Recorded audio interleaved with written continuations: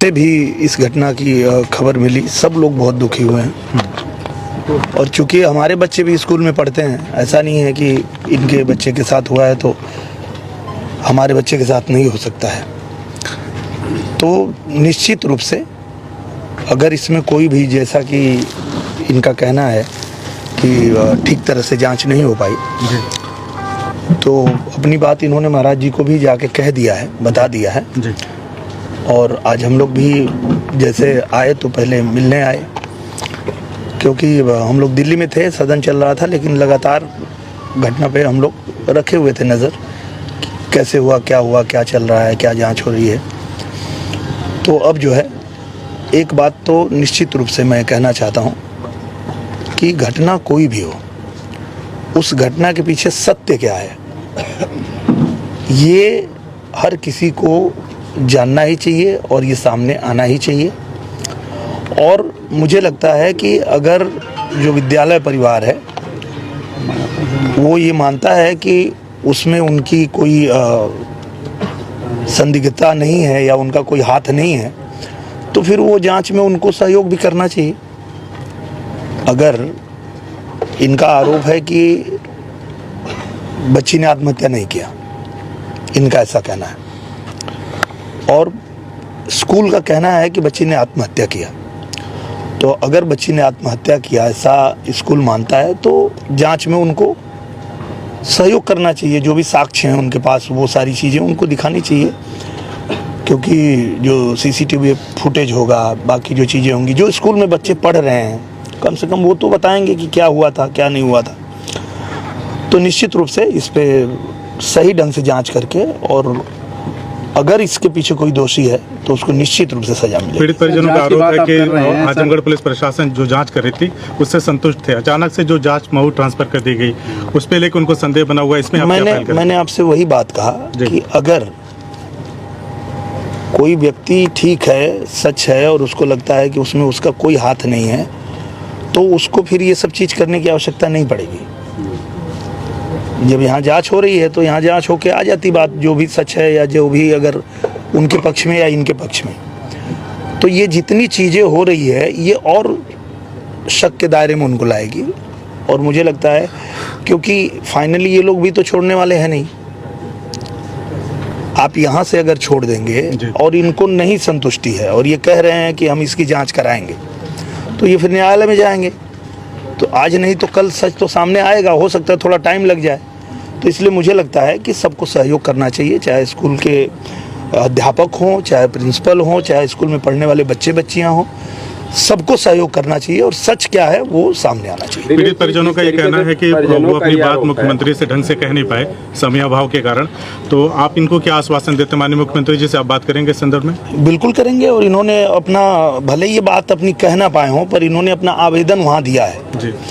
और आवेदन जो भी वहाँ जाता है उसको बारीकी से पढ़ा जाता है, उसको समझा जाता है और उस पर फिर कार्रवाई होती है। तो निश्चित रूप से उस पर कार्रवाई होगी। दिनेश जी, पीड़ितों का ये आरोप है कि जिस तरीके से न्यायिक प्रक्रिया में लाके कोर्ट तक तो मामला गया ही नहीं, लेकिन जिस तरीके से 30 घंटे 24 घंटे के अंदर कार्रवाई हुई, वकीलों को ये है कि इस तरीके का केस आज तक पूरे जीवन में नहीं देखा गया जिस तरीके से जल्दी। तो मैंने आपको वही कहा कि जब भी इस तरह की कोई चीज़ होती है कि पहले कभी हुआ नहीं और अचानक हो गया, तो और शक में आता है, तो निश्चित रूप से उनका पक्ष और कमज़ोर होगा ना। मेरा कहना वो है, अगर जिस तरीके से जांच चल रही थी, सीधे सीधे अगर चलने दिया गया होता, सीधे सीधे चीज़ें सामने आती, तो ना इनको शक होता ना आप लोगों को शक होता। लेकिन ये जो आपने कहा कि अचानक से ये तत्काल करके कैसे कर दिया गया, तो फिर उस पर इनको भी शक हुआ। अब ये और चाहते हैं कि उसमें और जांच हो, तो ये मुख्यमंत्री जी के पास भी पहुंच गए। अगर आजमगढ़ के टीम ने ही जांच करके दे दिया होता तो इनको मुख्यमंत्री जी के पास जाने की आवश्यकता नहीं पड़ती।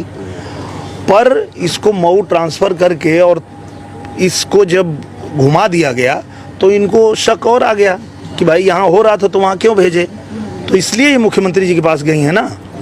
तो अब इनका आवेदन वहाँ पहुँचा है तो उस पर कार्रवाई होगी, इसमें कोई दो राय नहीं। आप यहाँ के सांसद हैं, आपसे बड़ी उम्मीद थी और कई तरीके से सवाल उठ रहा था कि दिनेश जी की अभी क्या प्रक्रिया, तो आपने अब तक क्या पहल की है और आगे क्या?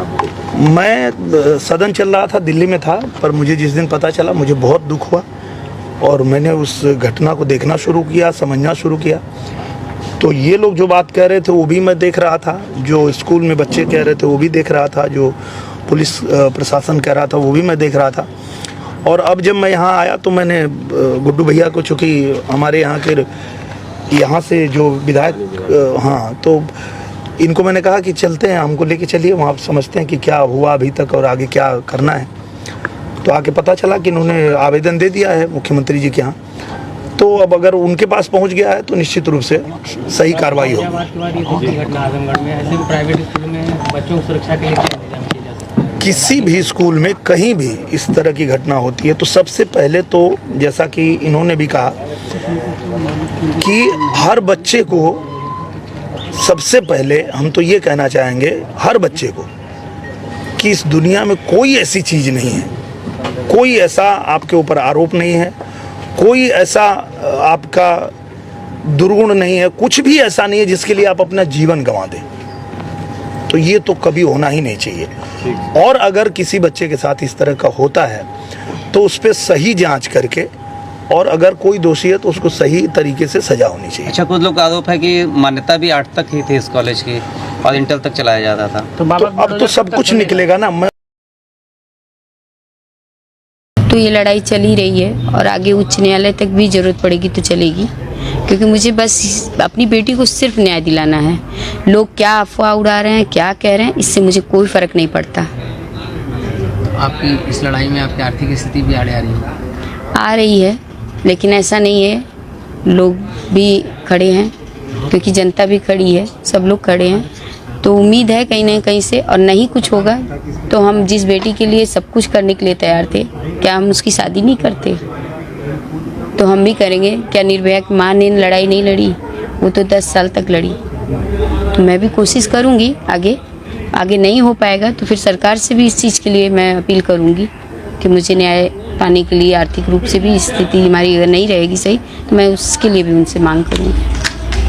और अभिभावकों के लिए क्या कहना चाहेंगे इस घटना के बाद से आप? तो और अभिभावक से यही कहूँगी कि अपने बच्चों पे ये दबाव मत डालिए कि वो स्कूल जाएं ही, क्योंकि स्कूल में भी अब जो लोग सोचते हैं कि बाहर भेड़िए हैं, नहीं, अब स्कूल में भी भेड़िए हैं।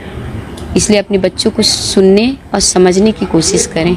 अगर आपका बच्चा थोड़ा भी कहीं से गलत भी है तो आप सीधा कहिए कि बच्चा मेरा है, गलत है तो कोई गलत बात नहीं, उसे हम डांट सकते हैं, हम मार सकते हैं। स्कूल के सुप्रीम कोर्ट ने भी ये आदेश दे दिया है कि किसी भी बच्चे को डांटना, मारना टीचर या प्रिंसिपल का नहीं है अधिकार।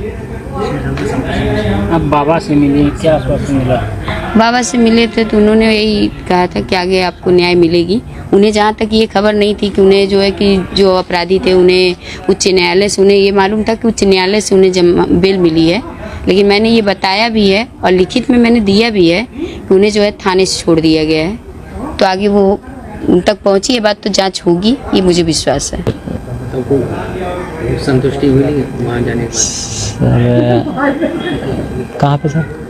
माननीय मुख्यमंत्री जी साहब? जी, माननीय मुख्यमंत्री जी बोला कि आप जाइए, जो भी होगा मैं जो है पूरी इस पे जांच करवाऊंगा और जो भी गुनहगार होगा उसको सज़ा दिलवाएंगे। अब आजमगढ़ की जनता जो आपके लिए इतना आंदोलन की, सहयोग की, तमाम लोग ऐसे लगे हैं ट्विटर, व्हाट्सएप पे, फेसबुक, सब जगह भरा हुआ सर, उनको कुछ कहना चाहते हैं? सर, जनता तो हमेशा सर सच का ही साथ देती है। अगर मैं गलत होता शायद जनता साथ नहीं देती। जनता भी जान रही है सर, जो भी हैं सब लोग जान रहे हैं सर कि सच क्या है इसमें, और सच के साथ ही लोग रहते हैं सर।